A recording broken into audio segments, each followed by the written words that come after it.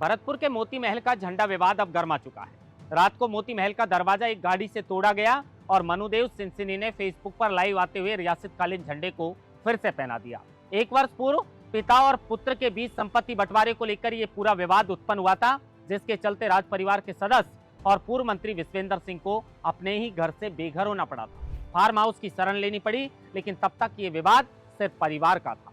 लेकिन विश्वेंद्र सिंह के बेटे अनिरुद्ध सिंह ने मोती महल से जब रियासतकालीन झंडे को हटाया तो जाटों में इसको लेकर भारी आक्रोश था। जाटों ने कहा कि रियासतकालीन झंडा तो मोती महल पर लगकर रहेगा और इसी को लेकर 21 तारीख को महापंचायत का ऐलान किया था, लेकिन विश्वेंद्र सिंह के कहने पर इस महापंचायत को स्थगित कर दिया। उसके बाद डीग से पूर्व प्रधान रहे मनुदेव सिंसनी अपनी गाड़ी को लेकर गेट तोड़ते हुए मोती महल के अंदर प्रवेश करते हैं और रियासतकालीन झंडे को फिर से पहना देते हैं। जिस झंडे के लिए पूर्वजों ने अपने प्राणों की आहुति दी, जिस झंडे को ना कभी झुकने दिया ना कभी हटने दिया, उस झंडे को पल भर में अनिरुद्ध सिंह ने हटाकर पूरे जाटों में आक्रोश पैदा कर दिया। पूरा जाट समाज अनिरुद्ध सिंह को बाइकआउट करना चाहता है क्योंकि उन्होंने रियासतकालीन झंडे को हटाया है।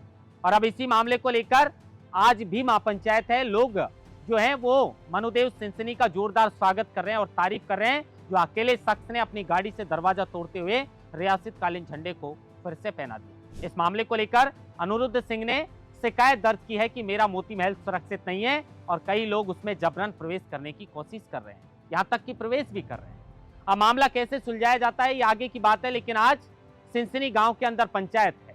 राजा मान सिंह जो 1952 से लेकर 1984 तक लगातार डीग से 7 बार विधायक चुने गए थे निर्दलीय। कोई कांग्रेस और बीजेपी वाले वहां पर मजबूत प्रत्याशी तक मैदान में नहीं उतारते थे, इतना दबदबा था। उन्होंने भी अपने रियासतकालीन झंडे की हमेशा रक्षा की, सुरक्षा की। तत्कालीन मुख्यमंत्री शिवचरण माथुर से तक भिड़ गए थे राजा मान सिंह, जब 1985 के अंदर 20 फरवरी को अपने प्रत्याशी का प्रचार करने के लिए तत्कालीन मुख्यमंत्री शिवचरण माथुर भरतपुर में गए तो हेलीकॉप्टर में सवार होकर गए थे। जब इस बात का पता राजा मान सिंह को चला तो अपनी कार जोंगा को लेकर हेलीपैड पर पहुंच गए और हेलीपैड पर टक्कर दे देकर तत्कालीन मुख्यमंत्री शिवचरण माथुर का हेलीकॉप्टर जो है वो तोड़ डाला, उसे क्षतिग्रस्त कर दिया। बड़ी मुश्किल जान बचाकर सुरक्षा कर्मियों ने शिवचरण माथुर को सड़क के रास्ते से जयपुर भेजा और दूसरे दिन हालात इतने बेकाबू हो गए थे कि भरतपुर में कर्फ्यू जैसे हालात पैदा हो गए थे। भारी संख्या में पुलिस जाब्ता वहां पर तैनात कर दिया और इसी बीच सवाई मान सिंह जब अपनी गाड़ी को लेकर राजा मान सिंह वहां पर पहुंचते हैं तो उनका पुलिस के द्वारा एनकाउंटर कर दिया जाता है, जिसमें काफी वर्षों बाद 11 पुलिसकर्मियों को दोषी मानते हुए सजा भी सुनाई गई। कई तो स्वर्ग सिधार गए जिन्होंने एनकाउंटर किया था राजा मान सिंह।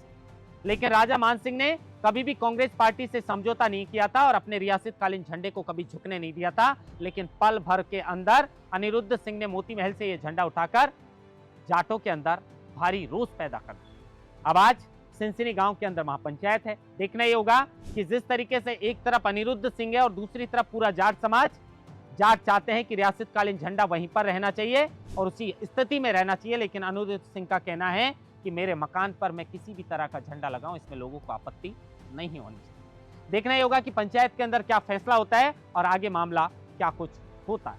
महेंद्र मास्टर, लोकमत हिंदी, जयपुर।